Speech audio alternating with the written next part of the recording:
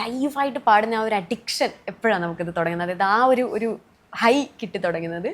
Of course സ്റ്റേജിൽ ഓഡിയൻസും നമ്മളും നമ്മുടെ കോ മ്യൂസിഷ്യൻസും എല്ലാവരും ഒരു ഫീലിങ്ങിൽ എത്തുന്ന ഒരു മൊമെൻ്റ് ഉണ്ട്. അത് മാജിക്കാണത്. കോൺസേർട്സിന് നമ്മൾ ആസ് പെർഫോമേഴ്സ് അതാണ് എൻ്റെ ഏറ്റവും സന്തോഷം.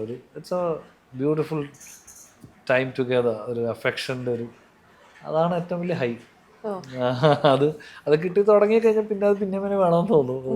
അത്രയൊരു കാരണം പ്രേക്ഷകരുടെ സ്നേഹവും നമ്മുടെ മ്യൂസിക്കുമായിട്ട് കണക്ഷനും അവരുടെ കുറേ കാര്യങ്ങൾ മറന്ന് അവർ എൻജോയ് ചെയ്യായിരിക്കും. പ്രശ്നങ്ങൾ എല്ലാവരും അതാണ്, എല്ലാവർക്കും ജീവിതങ്ങളിൽ എന്തെങ്കിലുമൊക്കെ പ്രോബ്ലംസ് ഉണ്ടാവും. അതെല്ലാം മറന്ന് കുറച്ച് നേരം മ്യൂസിക് എന്ന് പറയുന്ന ഒരു കാര്യത്തിൽ ഒഴുകി എല്ലാവരും കൂടെ ഒന്നാവുന്നൊരു സമയമല്ലേ. കോൺസേർട്ട്സ് ആർ ബ്യൂട്ടിഫുൾ. ഞാനൊരു ലൈവ് മാനാണ്. അത് ഞാൻ പല ഇൻ്റർവ്യൂസിലും എല്ലാത്തിലും പറയാൻ എനിക്ക് ഭയങ്കര ഇഷ്ടമാണ്. അങ്ങനെ നമ്മൾ ഈ വിക്കിപീഡിയയുടെ കാര്യം പറഞ്ഞില്ലേ നേരത്തെ, ജോബ് ചേട്ടൻ എൻ്റെ ഇടയ്ക്ക് പറഞ്ഞു ഇങ്ങനെ, ഞാനിങ്ങനെ റെഫർ ചെയ്ത് എന്തോ പറഞ്ഞപ്പോൾ പറഞ്ഞു വിക്കിപീഡിയ നോക്കണ്ട, അതിനകത്ത് എന്തൊക്കെയോ മിസ്റ്റേക്ക് ഉണ്ട് എന്ന് പറഞ്ഞല്ലോ. ഞാൻ ഇപ്പോഴും ഓർത്ത് വിക്കിപീഡിയക്കകത്ത് ജോബ് ചേട്ടൻ്റെ കാര്യങ്ങൾ ഡിസ്ക്രൈബ് ചെയ്ത കൂട്ടത്തിൽ ഒരു സെന്റൻസ് ഉണ്ട്, പൃഥ്വിരാജും ജോബ് ചേട്ടനും ക്ലാസ്മേറ്റ്സ് ആണ് വിക്കിപീഡിയയിൽ കിടപ്പുണ്ട്. അപ്പോൾ ഞാൻ അതിനു മുമ്പ് ചേട്ടൻ സംസാരിച്ച് ഞാൻ കേട്ടിട്ടുണ്ട്. സോ നിങ്ങൾ ഒരുമിച്ച് പഠിച്ചത്, ഐ മീൻ സ്കൂൾ ഒന്നിച്ചായിരുന്നു, ഒരു ബാച്ച് ആയിരുന്നു. അപ്പോൾ അത് കഴിഞ്ഞ് രണ്ടുപേരും രണ്ട് രീതിയിൽ എത്തിപ്പെട്ടു. എങ്കിലും പൃഥ്വിരാജ് സാറിന്റെ സിനിമകളിൽ പാടിയിട്ടുണ്ട്, എമ്പുരാനിൽ പാടിയിട്ടുണ്ട്. സോ അതൊരു ഭയങ്കര അലൈൻമെന്റ് അല്ലേ? അത് ഉറപ്പായിട്ടും. അതൊരു പണ്ട് സ്കൂളിലെ സമയത്തും നിങ്ങൾ ഭയങ്കര ഫ്രണ്ട്സ് ആയിരുന്നു സ്കൂളിൽ പഠിക്കുമ്പോൾ.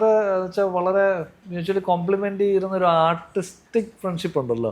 പുള്ളി എൻ്റെ ക്ലാസ്സിലല്ല, പക്ഷെ ഞങ്ങള് സ്കൂൾ ഡേയ്സിന്റെ വേറെ ഡിവിഷൻ. അപ്പോൾ ഫെസ്റ്റിവൽസ് വരുമ്പോഴും ഒക്കെ ഒരുമിച്ചിരുന്ന് ഡിസ്കസ് ചെയ്യും, പാട്ടുകൾ ചൂസ് ചെയ്യും. പുള്ളിയും പാടുമല്ലോ, അപ്പം ഞാൻ പുള്ളിയെ അടുത്ത് പറഞ്ഞ് നമ്മൾ ഒരുമിച്ച് പാടുകയും സ്കൂൾ ഡേയ്സിനും അങ്ങനെയൊക്കെയുള്ള 2 വർഷം ഒരുമിച്ച് പഠിച്ചിട്ടുള്ള. പക്ഷേ 2 വർഷം അടിപൊളിയായിരുന്നു. പുള്ളി ഹെഡ് ബോയ് ആയിരുന്നു സ്കൂളിന്, ഭാരതീയ വിദ്യാഭവൻ കൊടുങ്ങാനൂർ ട്രിവാൻഡ്രത്ത്. അപ്പോൾ ഞാൻ അന്ന് കൾച്ചറൽ ഇൻചാർജ് പോലെ ആയിരുന്നു, പാട്ടും കാര്യങ്ങളൊക്കെ. അപ്പോൾ ഞങ്ങൾ ഒത്തിരി ചർച്ചകളും യാത്രകളും ഒക്കെ ഉണ്ടായിട്ടുണ്ട് ഫെസ്റ്റിവൽസിനൊക്കെ. അപ്പോൾ ഇതൊരു നല്ലൊരു ഓർമ്മയാണ്. പിന്നെ പുള്ളി ഡിബേറ്റ്, എലക്യൂഷൻ ഇങ്ങനത്തേനൊക്കെ പുള്ളി വന്നാൽ വേറെ ആരും നോക്കണ്ട, അതുപോലെ പ്രൈസസും സ്കൂളിന് ഉറപ്പാണ്. അപ്പോൾ അതൊക്കെ ഒരു വലിയൊരു ഓർമ്മയാണ്. അപ്പോൾ അത് ഈ അടുത്ത് ഒരു വേദിയിലുള്ള ഒരു വീഡിയോ ഇങ്ങനെ ഇൻസ്റ്റയിൽ ഇങ്ങനെ പോകുന്നത് ഞാൻ കണ്ടിട്ടുണ്ട്. വളരെ സന്തോഷം. അദ്ദേഹം നന്നായിട്ട് ചെയ്യുന്നു. പഴയ പോലെ നിർത്തിയെടുത്ത് വെച്ച് തുടങ്ങാൻ ഞങ്ങൾക്ക് പറ്റിയിട്ടുണ്ട്. അത് തന്നെ ഏറ്റവും വലിയ സന്തോഷം. അതായത് ഒരു സ്നേഹബന്ധം അതേപോലെ തന്നെ ഉണ്ട്. അപ്പോൾ നന്നായിരിക്കട്ടെ പൃഥ്വി, എനിക്ക് എൻ്റെതായ രീതിയിലും ചെയ്യാൻ പറ്റട്ടെ. എന്താ പൃഥ്വി എന്നാണ് വിളിക്കുന്നത്? സ്കൂളിലൊക്കെ പഠിക്കുന്ന സമയത്ത് അല്ലെങ്കിൽ നിക് നെയിംസ് ഉണ്ടായിരുന്നു രണ്ടുപേർക്കും? ഞാൻ പൃഥ്വി, അളിയ, എടാ നോക്കിയല്ലോ. നിക് നെയിംസ് ഒന്നും ഓർമ്മയില്ല അങ്ങനെയൊന്നും. രാജു നല്ല വിളിക്കുന്നില്ല, പൃഥ്വി തന്നെ ഞാൻ വിളിച്ചിട്ടുണ്ടായിരുന്നു. പിന്നെ എടാ ഒരു പ്രായമാണ്. ചേട്ടൻ്റെ ഇപ്പോൾ ഇൻഡിപെൻഡൻറ്റ് മ്യൂസിക് എടുത്തു കഴിഞ്ഞാൽ നമ്മളത് നോക്കുമ്പോൾ അതിനകത്തൊരു ഡീപ്പ് റൂട്ടഡ് ആയിട്ടൊരു ഫീല് കിട്ടും, ഒരു എലമെൻ്റ് ഉണ്ടാവും. പിന്നെ നമുക്കൊരു നൊസ്റ്റാൾജിയ കിട്ടും ചില സമയത്ത്. ചിലപ്പോൾ നമ്മളിങ്ങനെ ഒന്ന് ഫ്ലാഷ് ചെയ്യും, എന്തൊക്കെയോ ഒരു മെമ്മറി ഇങ്ങനെ കൊണ്ടുപോകും. അപ്പോൾ സോ എനിക്ക് ചേട്ടൻ്റെ ചൈൽഡ്ഹുഡൊക്കെ എങ്ങനെയാണെന്ന് അറിഞ്ഞാൽ കൊള്ളാമെന്നുണ്ട്. ചൈൽഡ്ഹുഡ് ഇതും അതും തമ്മിൽ അങ്ങനെ എന്തെങ്കിലും ഒരു കണക്ഷൻ ഉണ്ടോ? ഉറപ്പായിട്ടും. എൻ്റെ ഫാമിലി വളരെ സപ്പോർട്ടീവ് ആയിട്ടുള്ള ഒരു ഫാമിലിയാണ്. എൻ്റെ മ്യൂസിക്കിലും ഫാദർ എസ്പെഷ്യലി, അമ്മയും ചേച്ചിയും അനിയത്തിയാണ്. എല്ലാവർക്കും പാട്ട് ഭയങ്കര ഇഷ്ടമാണ്, പാടുകയും ചെയ്യും എല്ലാവരും. ഫാദറിൻ്റെ എൻ്റെ അനിയന്മാരും ഒക്കെ അനിയനും അനിയത്തിയും ഒക്കെ പാടും. എല്ലാവർക്കും മ്യൂസിക് ഉണ്ട്. അപ്പോൾ വളരെ സപ്പോർട്ടീവായിട്ടൊരു ചൈൽഡ്ഹുഡാണ് എനിക്ക് ഉണ്ടായിട്ടുള്ളത്. വളരെ ബ്ലെസ്ഡാണ്. ഇത്രയും കൊല്ലം ഒരു തരത്തിലും ഒരു ബുദ്ധിമുട്ട് അങ്ങനെ എന്ന് വെച്ചാൽ ചെറിയ ചെറിയ ഹിക്കപ്സ് വരുന്നതല്ലാതെ ഒരു വലിയൊരു ഇത് മോളിൽ നിന്ന് അങ്ങനെ ഒരു പരീക്ഷണം ഇതുവരെ വന്നിട്ടില്ല. അതിൽ രക്ഷപ്പെട്ട് നിൽക്കുകയാണ്. അപ്പോൾ വളരെ അപ്ലിഫ്റ്റിംഗ് ആയിട്ടൊരു ചൈൽഡ്ഹുഡാണ് എനിക്ക്. പിന്നെ താങ്ക് മൈ ഫാമിലി, അച്ഛനും അമ്മയ്ക്കും റിലേറ്റീവ്സിനും ഒക്കെ അതിൻ്റെ ഒരു വലിയ പങ്കുണ്ട്. നല്ല സുഹൃത്ത് ബന്ധങ്ങളുണ്ട്.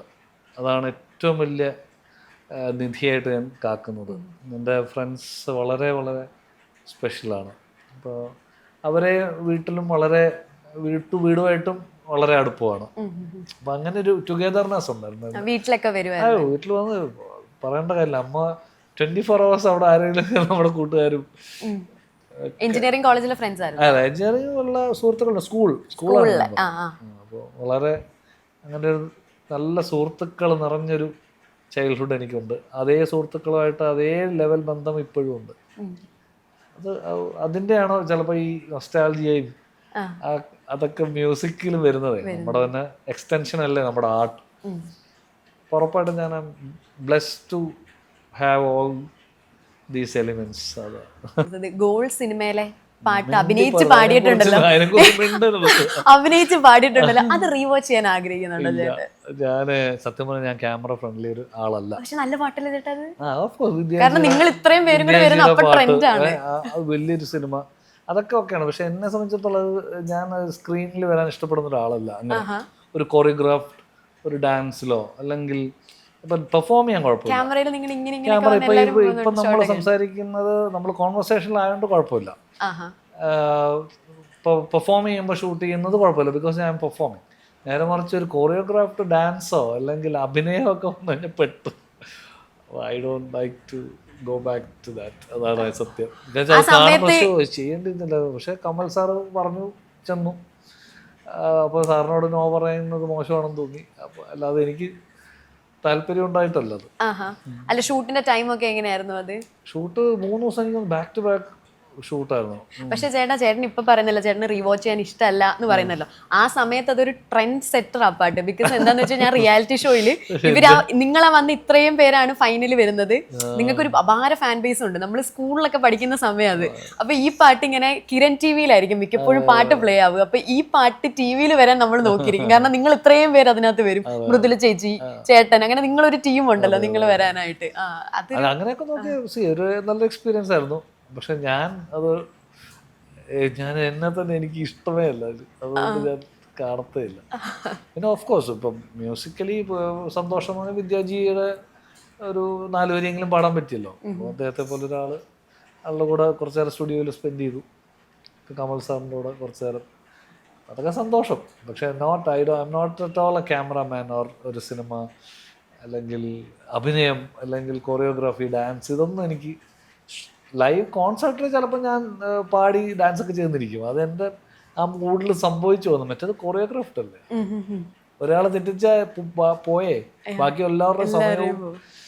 അതുകൊണ്ട് ചുമ്മാ അല്ല. അപ്പൊ ചേട്ടൻ ഇങ്ങനെ ആലോചിക്കുവോ ഞാൻ മാത്രമല്ല ഞാൻ തെറ്റിക്കുവേ നാച്ചുറലി. പിന്നെ ഫുൾ കൊറിയോഗ്രാഫി ഡാൻസ് മാസ്റ്റർ പഠിപ്പിച്ചിട്ടൊക്കെയാണ് സ്റ്റെപ്പൊക്കെ. നമ്മൾ തെറ്റിക്കുമ്പോൾ നാച്ചുറലി പിന്നെ ടേക്കാണ്. അത് ഇഷ്ടമല്ല എനിക്ക് അങ്ങനെ ഒരു സംഭവം. ഞാനങ്ങനെ പോയി പെടില്ല ഇനി ഉറപ്പായിട്ട്. ചേട്ടൻ്റെ ഒരു ഗ്രേറ്റസ്റ്റ് ഫിയർ എന്താ? ഒരു പേടിയുള്ള കാര്യം എന്താ? അല്ല, പല ഹെൽത്ത് ഒരു ആങ്ഷ്യസ് ക്യാരക്ടറാണ് ഞാൻ പൊതുവെ. ഹെൽത്തിൻ്റെ കാര്യത്തിൽ അയ്യോ ഇതെന്താ പ്രശ്നം, മറ്റേ പ്രശ്നമുണ്ടോ, ആ പ്രശ്നമുണ്ടോ, ഇതെന്താ ഇപ്പോൾ കൈ ഇങ്ങനെ മറ്റേ ഇങ്ങനെ ചിന്തിക്കുന്ന ഒരു ആങ്ഷ്യസ്. പൊതുവെ എല്ലാ കാര്യത്തിലും ഒരു ആങ്സൈറ്റിയുടെ ഒരു എലിമെൻ്റ് ഉണ്ട് എനിക്ക് എല്ലാ കാര്യങ്ങളിലും. പേടിയെന്നല്ല, എന്താ പറയണ, പേടി തന്നെ ഒരു തരത്തിൽ. But may be health related ആയിട്ട് ഇങ്ങനെ ചിന്തിക്കുന്നൊരു ഇത് കൂടുതലാണ്. ഇത് എന്താ ഇപ്പം പ്രശ്നം, ഇതെന്താ ഇങ്ങനെ വന്നത് എന്നൊക്കെ പറഞ്ഞിരിക്കും.